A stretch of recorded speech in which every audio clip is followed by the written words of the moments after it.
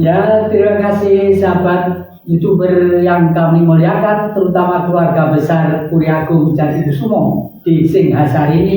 Kami ucapkan salam Nusantara, Rahayu.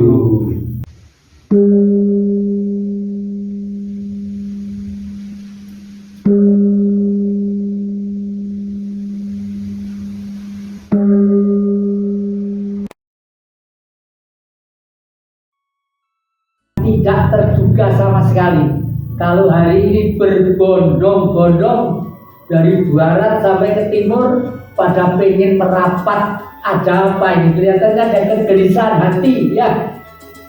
Tidak disayang kalau tidak dikenal, biar memperkenalkan dulu dari sebelah kanan saya. Nama saya Mas Panji Satriawangsa, Evangelisir Kedatuan Kejanggi Lombok. Jadi kebetulan kami beberapa hari yang lalu ada acara di Bangkalan Madura, Festival Adat Budaya Madura yang kedua. Dan juga berkumpul para budayawan, para raja Nusantara. Dan setelah acara di sana kok ada tarikan kita ke Malang ini, selain memang untuk mengunjungi putra-putra kami yang sedang bersekolah. Nah, sampai di sini tentu memasuki Malang kita tidak akan lupa sama sesepuh. Jadi saya sudah 2 kali kedua kalinya ini. Iya. Makanya ketika tadi pagi mari kita tengok ya. Iya. Sesepuh kita Romo Ki Jatikusumo. Iya. Beliau dan biasanya dulu berapa kali mau ketemu tidak langsung bisa ketemu. Ya. Dan di Blitar gitu kan, yang di Kediri. Jadi hari ini langsung ketemu, iya. Langsung ketemu. Saya juga batin, awas kalau orang Lombok hanya lalu saya harus mampir. Jadi lalu kita bilang ini nama, lahir. Perkenalkan, saya ini Romo, nama saya Datuk Anom Lalu Muhammad Ali Sadikin. Itu nama yang keren sekali. Keren, terkenal. Iya, pernah jadi wali kota di Jakarta. Di Jakarta. Tanpa Ali Sadikin, Jakarta tetap akan menjadi pohon waru. Pohon waru, bukan pohon beton. Jadi saya itu dari Kedatuan Parwa, Seradadi di Lombok. Iya. Ya kan, tepatnya di Lombok Timur. Iya. Nah, ini jadi saya ke Malang ini mengiringi 2 orang kakak saya. Iya. Ya kan, yang menjenguk putra-putra beliau yang bersekolah di sini. Iya. Saya juga heran ini kok bisa tiba-tiba yang tadinya saya harus berangkat pulang karena ada urusan di Sumbawa, ya kan, kok tertarik ke sini. Iya. Ya. Tiba-tiba gitu kan. Terus tadi waktu Kakanda Mas Panji bilang saya tunggu kapanpun datang untuk berkunjung ke Romo. Nah, biar tidak kelihatan di medsos saja ini, di media sosial, tapi biar langsung bertatap muka, bersenda gurau dengan yang mulia Romo. Iya. Begitu, Rahayu. Terima kasih. Nah, ini dari yang kami muliakan dari dalam Ngayu Jakarta Hadiningrat, Dr. Sriono. Ini karena kemarin pagi penjenengan sudah mulai telepon ke sana kemari, Mas, ini supaya raja-raja dikumpulkan, sudah waktunya Republik Indonesia dikembalikan ke kerajaan-kerajaan lagi. Nanti kita lanjutkan ya. Selanjutnya ini adalah anak saya di Malang nih, Pak Suwondo ya. Siap. Nama lengkapnya. Perkenalkan, nama saya Suwondo Hartoyono. Tempat dan tanggal lahir saya Kediri tanggal 24 Oktober tahun 1961. Waduh, Ya.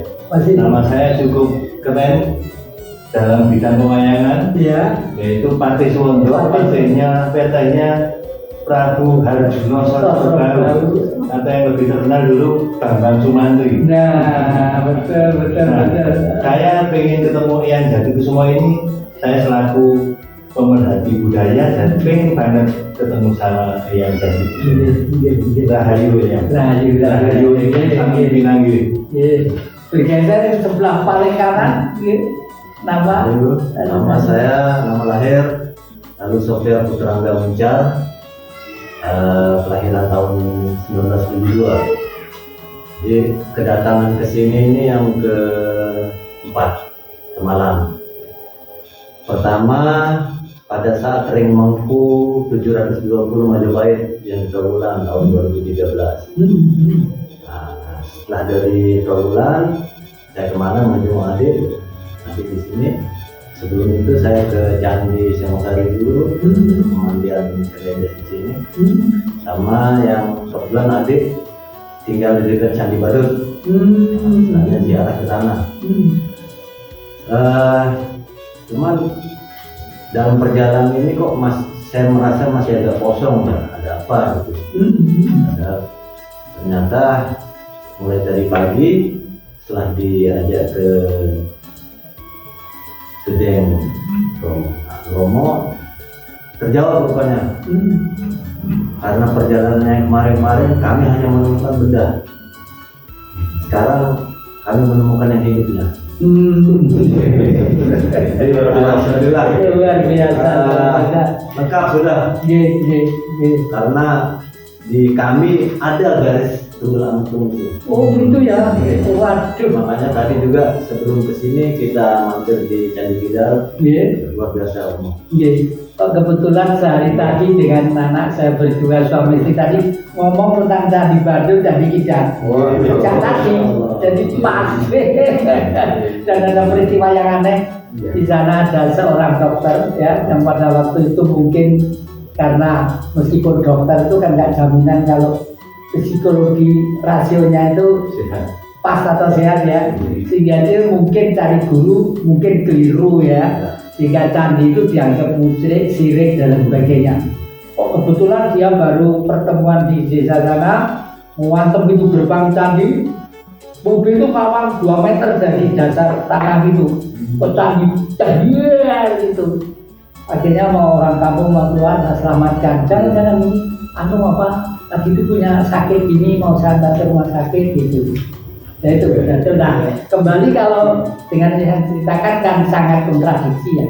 Begitu jenengan lihat candi-candi kok merasa hidup itu sebenarnya alasan jenengan apa?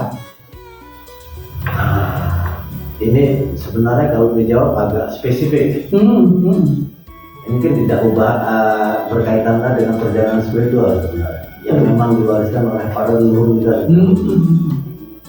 Jadi untuk spesifiknya mungkin panjang penjelasan itu kalau masalah spiritual. Iya. Panjenengan yang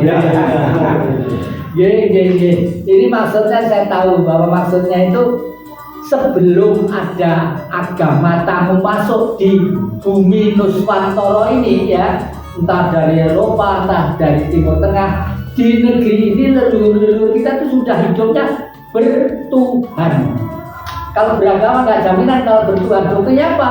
Masih membenci yang lainnya, masih ini, masih bertengkar, masih kan sudah bertuhan. Nggak ada rasa benci itu, nggak ada. Semua adalah satu sahabat. Bahkan nggak ada Londo, nggak ada Cino, nggak ada Negro. Yang ada adalah umat manusia.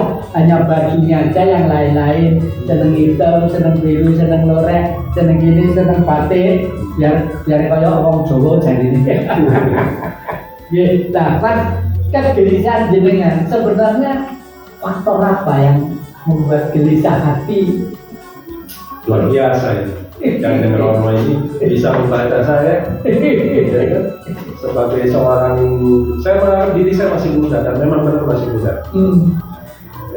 Jadi terkait kegelisahan saya ini dengan sistem kita bernegara. Kebetulan tahun yang kemarin itu saya ikut kontestan anggota legislatif bersama beliau. Ini di NTB, di provinsi NTB. Ya, ternyata di situ begitu saya masuk, selama ini kan tidak pernah tahu ya. Begitu saya masuk, saya tahu ternyata politik yang diterapkan oleh saat ini, yang diadopsi oleh negara Republik Indonesia saat ini, ternyata sebelah kanannya iblis, sebelah kirinya setan. Malaikatnya tidak ada. Malaikatnya tidak ada. Tidak ada. Ya begitu. Jadi di situ saya lihat ada beberapa orang baik yang ditebang langsung, tidak biasa seperti itu. Yang ada hanyalah kekotoran politik itu yang ada. Nah, inilah yang bagaimana caranya kita ini, agar Indonesia yang kita cintai ini, bumi Nusantara yang kita cintai ini bergerak dalam relnya yang sejati, relnya yang sebenarnya. Nah, kenapa? Sekian tahun kemerdekaan ini 79 tahun, tapi kita belum raya. Kita belum merasakan bagaimana Indonesia Raya itu. Kita hanya baru milik kata Indonesia saja. Yang Indonesia ini dulu tidak punya wilayah. Tidak ada wilayahnya. 17 Agustus diproklamirkan tidak punya wilayah. Benar. Ya. Sehingga bagaimana? Father kita yang mulia Paduka Presiden pertama kita, Insinyur Soekarno, akhirnya bergerilya ke setiap kerajaan, ke setiap kesultanan, ke setiap pengisir-pengisir yang ada di bumi Nusantara ini. Untuk apa? Untuk dikasih wilayah. Setelah dikasih wilayah seperti itu, tiba-tiba ya kita jadi seperti ini loh. Tidak tahu jumlahnya kemana ini, kemana arahnya Indonesia ini saat ini. Nah, itu salah satu yang kita ingin berbuat untuk Republik ini, untuk negara ini. Tapi semasa sistem perpolitikan kita yang multi partai seperti ini hantam, kita akan dihantam terus. Ini terbukti di banyak sekali daerah-daerah. Nah, dibimbing sama kakaknya saya, Mas Panji. Ini beliau mengajak kita untuk diskusi. Kenapa? Sebelum Republik Indonesia, kami juga lebih dulu dari Republik Lombok. Betul. Lombok itu lebih dulu dari Lombok. Indonesia harusnya belajar pada Lombok bagaimana Republik yang sejati itu. Yang dulunya. Nah, seperti itu kira-kira untuk penjelasannya. Hebat. Kalau begitu betul cerita leluhur kita ya. Kalau orang Jawa itu sekarang wis gila-gilo, wong Jawa gali separuh, orang Jawa tinggal separuh. Cina Londo sak dudu. Artinya apa? Orang Jawa sekarang sudah tidak Jawa itu sudah tidak benar lah, sudah tidak benar. Tapi orang asing di sini malah merdeka, suami istri kesana kemari gitu. Nah, saya itu fanatik saya dengan daerah Lombok. Saya pernah ke sana ya Pak, lalu itu rasanya anyep banget, dingin hati itu ya. Karena saya tahu dulu di Singosari sini ada tempat yang namanya Bukit Mandalika. Mandalika itu tempat padepokannya Eyang Empu Purwo, bapaknya Ken Dedes, tetangga saya di Wonowijen sana ya toh. Tapi karena begitu sudah masuk ke Mataram Baru, di era ada ekspansi dari Timur Tengah, khususnya dari daerah Timur Tengah sana. Nama-nama yang asli itu dirubah menjadi Mondoropo. Kelihatannya indah bagi orang Jawa, pakai O ya Mondoropo, tapi sebenarnya mengelabui itu ya. Lalu yang kedua, tempat itu selalu sekarang dipakai makam ya, makam umum gitu. Akhirnya tumbal itu ampuhnya leluhur kita, tumbal itu masih utuh, digendong ternyata sebesar gini ya, ada lawe, ada badek, ada macam-macam kinangan, ada gitu, masih utuh. Nah, terus pada waktu itu oleh para leluhur kita entah berapa ratus tahun yang lalu dipindah ke daerah Lombok. Makanya Lombok itu ada daerah Mandalika ya, Mandalika. Nah, kira-kira sudah setahun atau 2 tahun yang lalu ada pini sepuh di sana, terus saya datang ke sana, upacara di sana, tumbal itu ya suruh dibawa lagi ke lerengnya Gunung Arjuna, ya masih utuh juga. Sekarang saya taruh di kebun saya di atas itu bekas kerajaan Singosari itu. Jadi kalau begitu memang kedatangan panjenengan itu kelihatannya lewat jitik-jitik sama leluhur. Ayo tanah kumpul. Bukan sesuatu yang kebetulan. Ya bukan kebetulan ya. Ya itu hebat banget ya.